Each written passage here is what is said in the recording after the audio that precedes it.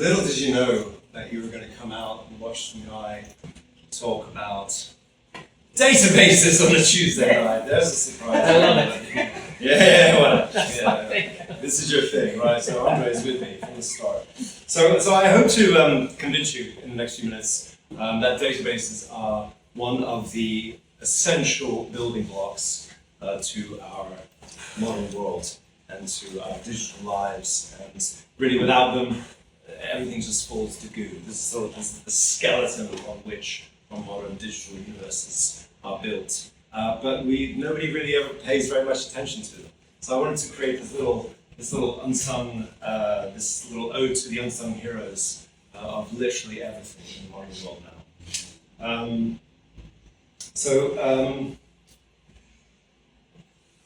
In relation to Notion itself, Pepe just touched on the fact that you can use a / and conjure up a database like this. And I'll get into a little bit why this is such an astonishing thing, because databases haven't always been as easy as just conjuring up a little / and creating a database out of thin air. This is about a 5,000-year-old tablet from Sumer, which was in ancient Mesopotamia. And it's a script called cuneiform, where you can see all the little arrow shapes, and it's these shapes because of the way that the letters were tapped into the damp clay. And at 5,000 years, that's literally 100 times my lifetime. It's simply astonishing. And these are the ones that have survived. So in prehistory and before people were putting, our ancestors were adding information to the world. Could have been thousands of years before that as well. But these are some of the earliest surviving examples. And the really interesting thing about them is that if you look at the structure, the way that you have these lines, does it remind anybody of anything at all? Yeah, spreadsheet. Spreadsheet, Andre, thank you. I have to ask all the questions to Andre.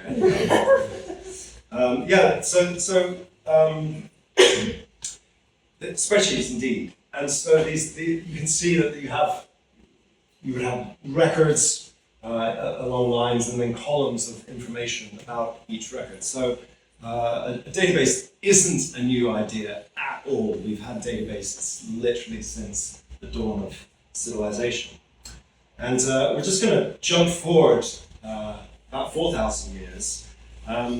After William the Conqueror helped himself to England, he, still controversial move. I don't feel. Me too, yeah, I have my doubts. But the interesting thing is that after 20 years, he decided to do a little stock take. And he created this project, the Domesday Book, which in 1086 basically gave the king and the aristocracy account of what was in the land. And this is sort of an interesting fact, actually.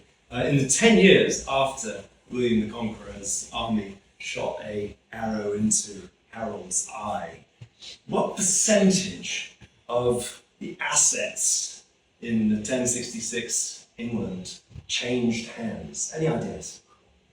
What percentage in the decade after William the Conqueror's? 100%. It was actually 97%. So it was worked out by there you go. Like practically everything. So you can imagine, it wasn't just sort of king takes over and then. No, there would have been lots of further battles and barons and owners of castles fighting not to give up their lot. So it was messy. But after 20 years, I guess things had settled down a bit. And William the Conqueror wanted to figure out, well, what exactly have I got? So this is a page showing all the landowners in Devon, apparently.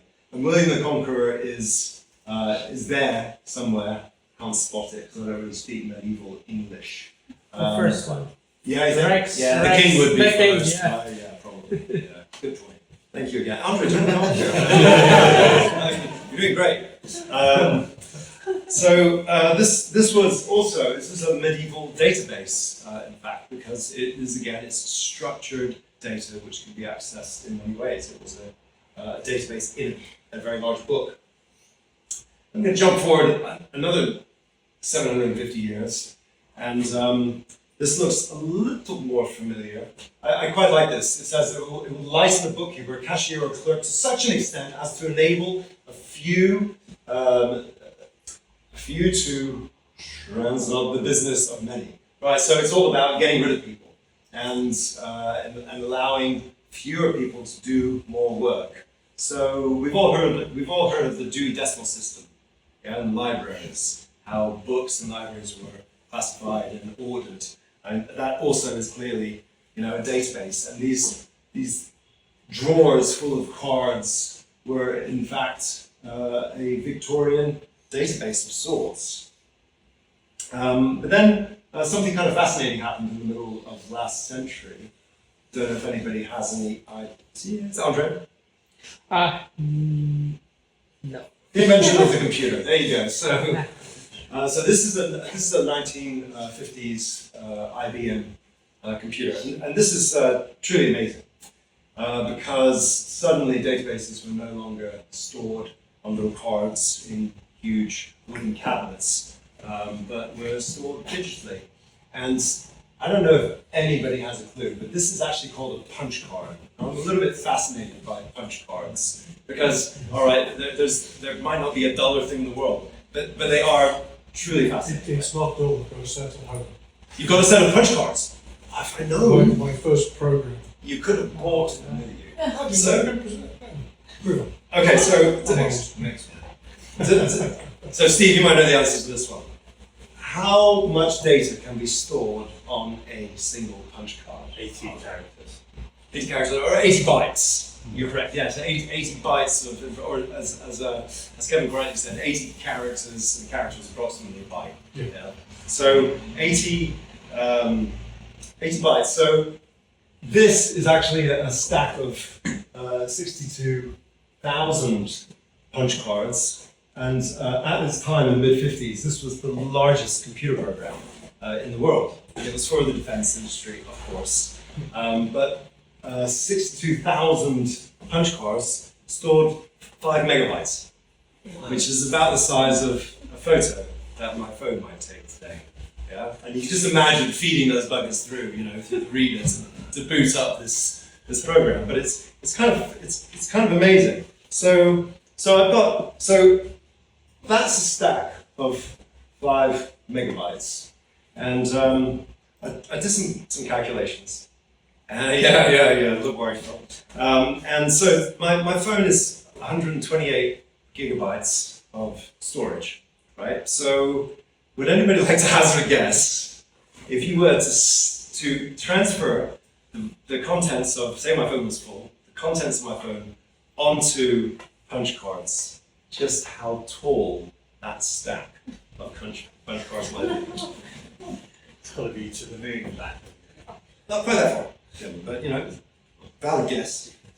Yeah, it's actually, you would actually have to have 29,000 stacks like she has there.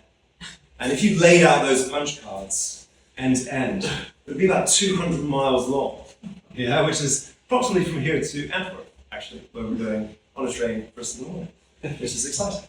So we just got to imagine traveling past, just millions of punch cards on the way, and that's all then in our pockets, which is also completely insane when you think this is all within living memory. Do you know what the date is on this? These are mid-50s. I know these are mid-50s. This might be a little bit later. Yeah. Why don't you see? You're going to a museum. Yeah, okay. Maybe research that together. This is a little bit more geekery for you because I just really got into punch cards. Yeah, they are pretty incredible. So in the mid-1950s, IBM was making 10 million punch cards a day. Yeah, which could store approximately 800 megabytes. Yeah, just under a gig. And as IBM were pretty much a monopoly, the amount of information that was being created by the computer industry or by businesses using computers at that time was about 800 megabytes a day, which is about 300 gigabytes a year. right? And when we compare that to how much data humanity is now spewing out, it's actually, it's a new word for me. We create 150 zettabytes a year, and zettabyte is a trillion billion bytes. So if you imagine, it all gets a little bit like mind-blowing, because that's, so we create every day about 4,700 trillion, so that's 5 with 21 zeros behind it, per second as humanity.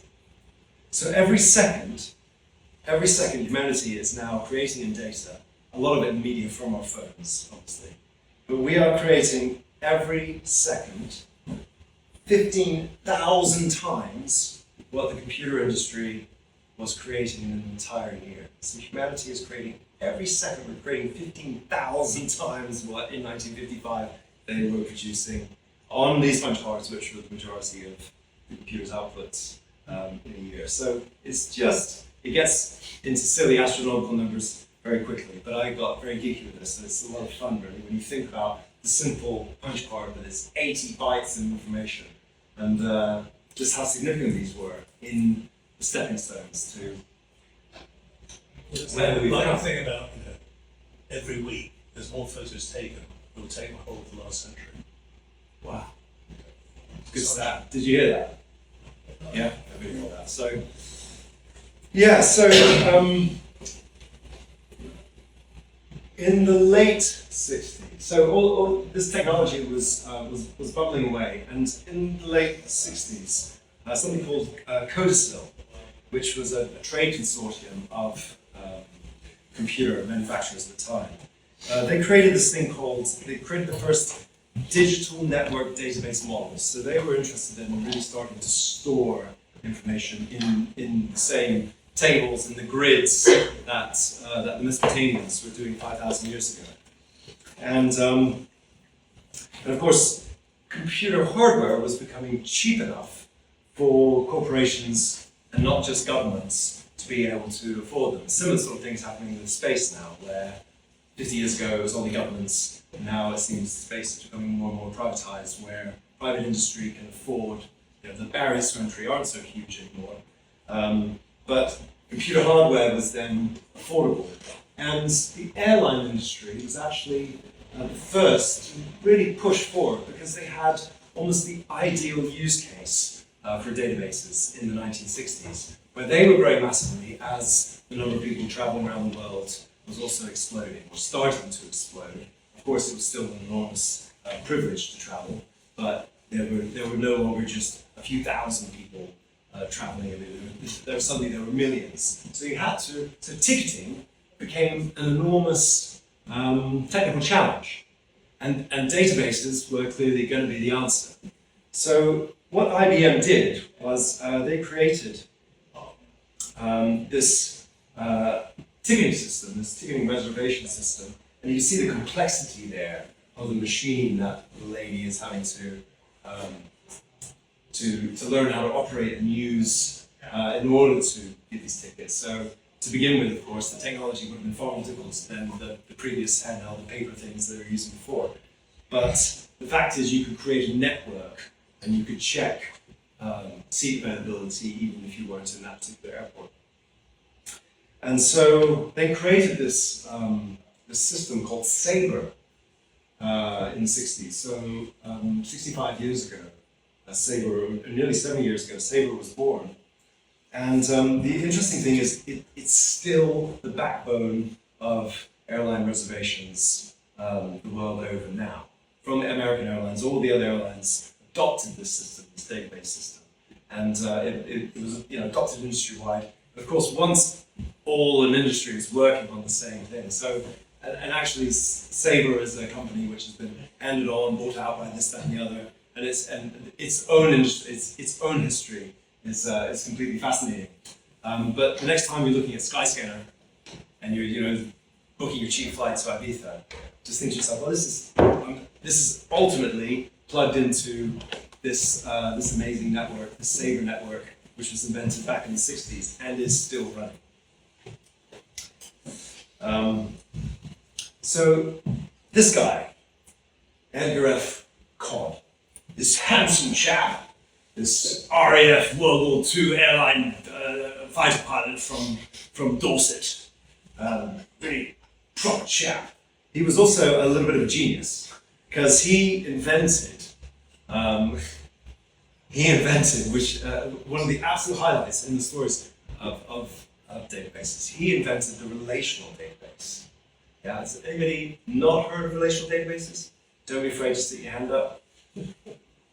So relational databases, thank you, brave ladies. Relational databases are incredible because if you imagine back in the previous screen, you used to have a reservation, seat reservation for a passenger, and all of the details would have to be stored in that one record. So you would have the name of the customer, maybe their address, and the flight they're going on, and then some details about the airline or the flight they're going on. And even though it was efficient to some degree because we hadn't been able to store the stuff electronically before, it was horribly inefficient because all these details were getting repeated again and again and again. Edgar F. Codd was a genius because he realized that you could actually break this, you could divide this information up into tables. So you could have a table for, right, I'm not going to jump there immediately because it's a little bit, we're just going to take our time, move slowly into it. I'll go back actually because there's a nice Edgar F. Codd fact. In 1953, so after the war, after not getting shot down in the war, he moved to the States and he did his PhD in computer science. But then he started working for IBM. But then in 1953, he was so furious about McCarthyism that he moved to Canada for 4 years. So he's one of these people who just had like these very firm principles as well. And so not only was he a computer genius, but also a pretty good guy. He was appalled by McCarthyism. And then after that whole purge ended in 1957, he moved back to the States. I'm just wondering how many Trump haters are going to literally leave, do what Edgar F. Codd did, and actually leave. Yeah, I don't think so either, right? Yeah. I mean, last time, like, it's not like I'm a Trump supporter or anything, but last time I remember in 2016, there were lots of people promising lots of stuff. Yeah. So I'm not advocating for any political figure, I'm just saying, you know. So it's not about Trump, it's about people. It's about people. So he was an outlier person, and he'd actually left the country because he so disagreed with politics. Kind of interesting fact about Mr. Codd. So he then moved to IBM's San Jose research faculty in California and created this great work of these white papers and this work on relational databases in 1970. So again, this is all getting to be just a little bit recent for comfort, you know, where world-changing ideas and inventions, but way within living memory. So we're going to go back to then this example for airlines. Okay, everybody, look at my eyes, please. Don't be overwhelmed by this. This is not overwhelming. Just really focus on the yellow boxes. Yeah, only the yellow boxes to begin with. The others are fields, and it's not so important. But if you imagine the Sabre airline system, the way it was before, where you'd have all the information about a particular reservation in one record, and it'd be really long. Now, if you stored flights in one table and the classes on the flights in another, and the airlines that the flights belong to in the other, and then the customer in the other, and then their ticket and the payment, and you stored all of these elements in separate tables, the beautiful thing is that you could relate one table to another through a common field in those tables. And this has saved infinite amounts of storage space over the years, because it means that any one particular record only has to appear once in the entire database. And this is mind-blowing. Well, that's from me and Andre, but maybe it's not so mind-blowing. But yeah, so the impact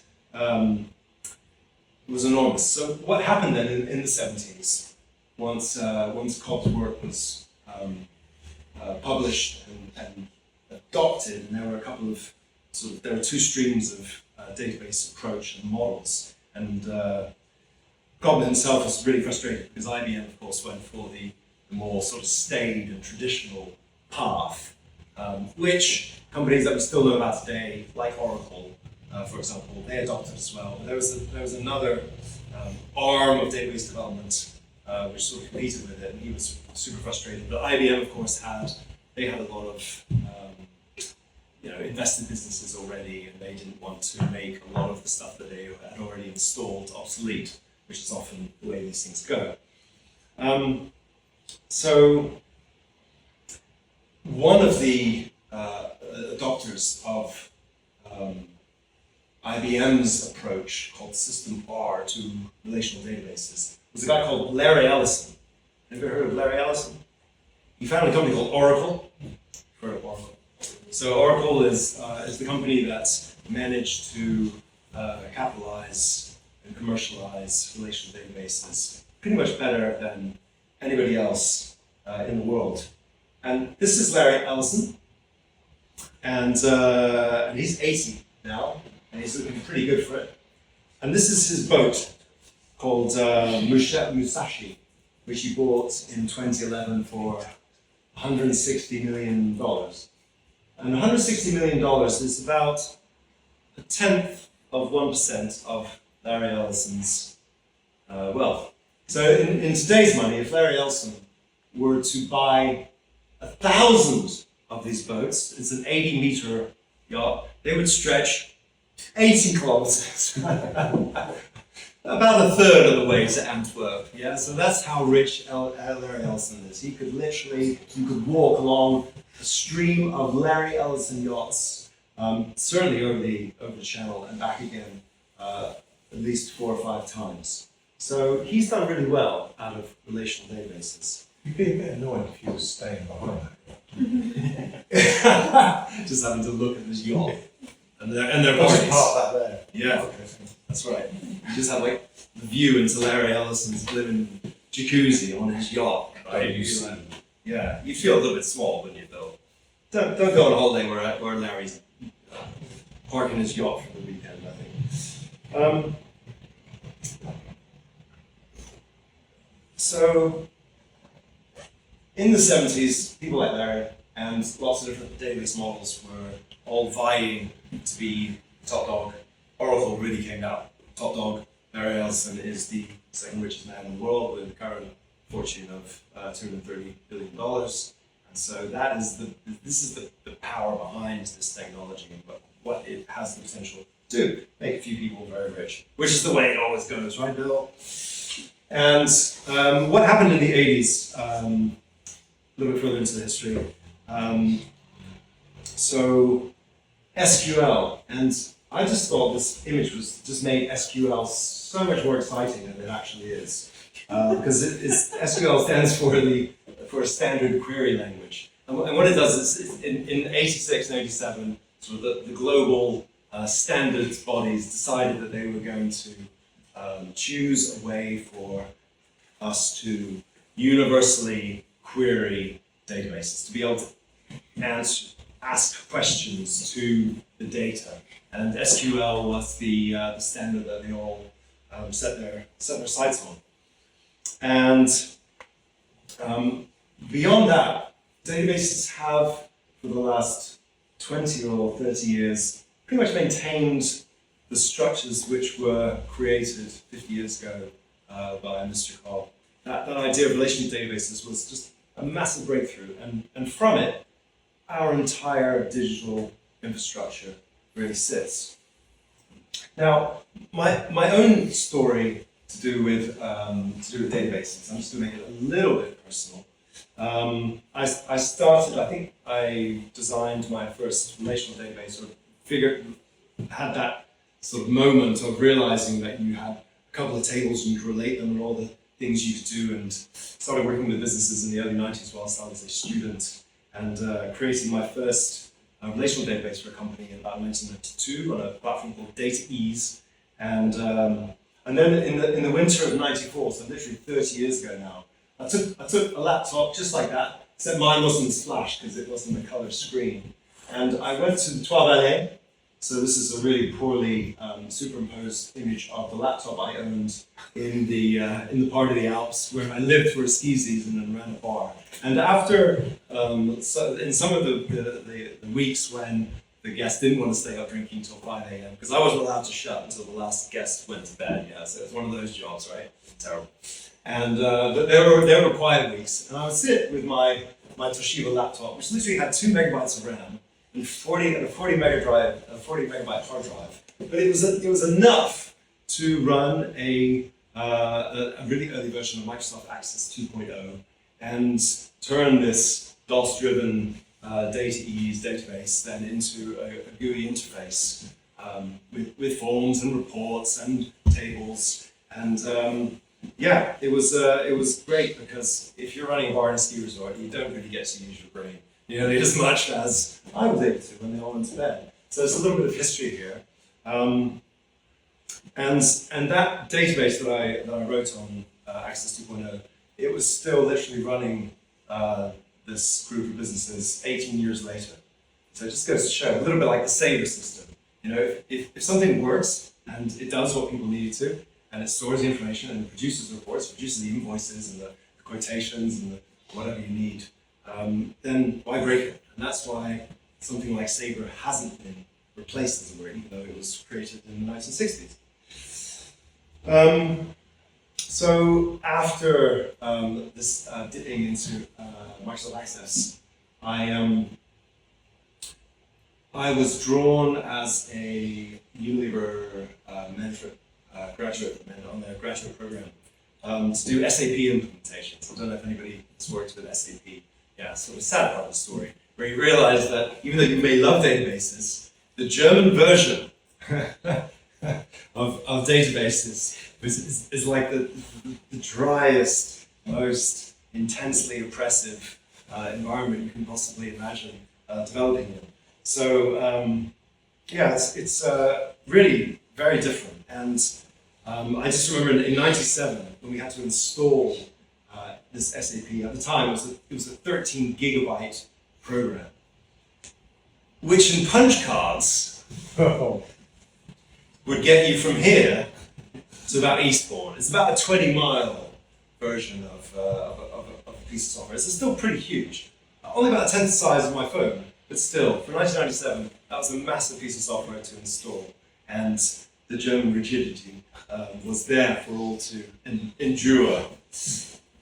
So in the early 2000s, I got out of SAP, got out of Unilever, went to film school, and moved to Brazil. So that was a turn of events. And whilst there, I started a global short film festival called Quickly. And we, over the next decade, held 400 screening parties in 15 cities and invited 40,000 people to these parties and had a jolly old time. Unfortunately, in my naive 30s, I had no inkling to figure out how to monetize this bugger. So after a decade of struggle, these things eventually die. So if you're going to do an arts project, figure out how to fund it first, right? That's just a little piece of advice. But the reason I'm talking about QuickFlick is because when I was Duolingo. So when I was starting this film festival, we had 15 countries, 9 different languages, and the challenge was to figure out how to share information amongst ourselves, and it's really free-flowing information. So I don't know, is there anybody in the room who has never used Wikipedia? So we all know what Wikipedia looks like, and MediaWiki is basically it's an empty Wikipedia, and that is super intimidating. Pepe was mentioning earlier what it's like to look at a blank screen, yeah, but to literally load up a Wikimedia program onto your PHP server and then open it up for the first time and just have this blank Wikipedia screen, super intimidating. But it was amazing because we stored, basically the instruction manual of how to run a film festival in your city on this platform, and we were able to share obviously a lot of text and a lot of details and references to where a lot of media files were. But MediaWiki was also just hyper frustrating because it had its own horrible markup language, and I really don't think the software has changed now for about 25 years. So it's still horrible to edit in Wikipedia, and they have this markup, and just the idea of like the hoops you have to jump through just to make a table is utterly mind-blowing. And the idea of actually having databases themselves in Wikipedia and MediaWiki, even though it is a database in itself, because every change is tracked, and of course all of the contents of the pages have to be stored somewhere. It's genius in its own way, but for the users, it's a ball of frustration. So, Notion. Now, this is slightly frustrating because this is what a Notion database looks like. And when you look at it in something other than Keynote, it's animated, but it's not animated here. So, this is a table view, and then it shows that that table view can be cut, sliced, and shown in a Kanban view, like we were talking about with Trello, and it can be shown in a calendar view, and it can be shown in it. So the beauty of just saying /database, I'm going to start a database on the Notion page, is that not only can you then start to design exactly the fields and the relations, simple as anything, to map and to plan your data. It's incredibly fluid, but you also have these incredibly beautiful ways of cutting and slicing and accessing the information once it's already there. So it's a dream for somebody who struggled through Microsoft Access 2.0 and struggled through Wikimedia. Notion is like just this permanent breath of fresh air where you think to yourself, only I had Notion 20 years ago, QuickFlip would be ruling the world by now. They definitely would have figured out how to monetize it there. But it's just a delight when you consider the history of what this essential technology is and how Notion has so cleverly integrated this incredibly powerful tool of databases into the user interface, which fits into everything else and just works. And that is the true miracle of what we're talking about here. So, in summary then, databases are the backbone of storing everything in the digital world that surrounds us today.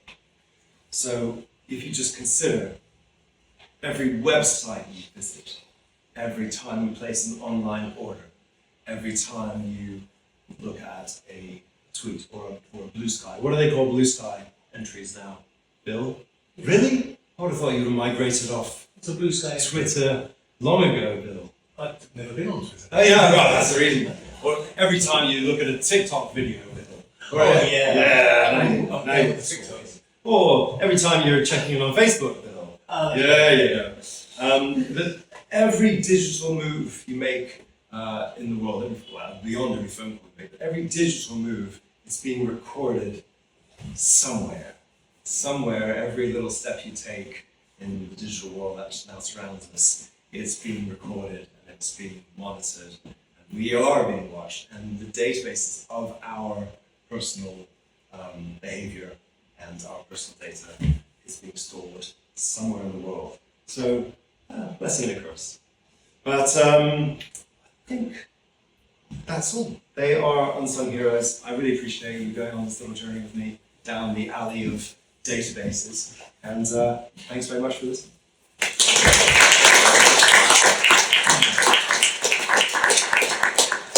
It's your moment, Andre. Okay.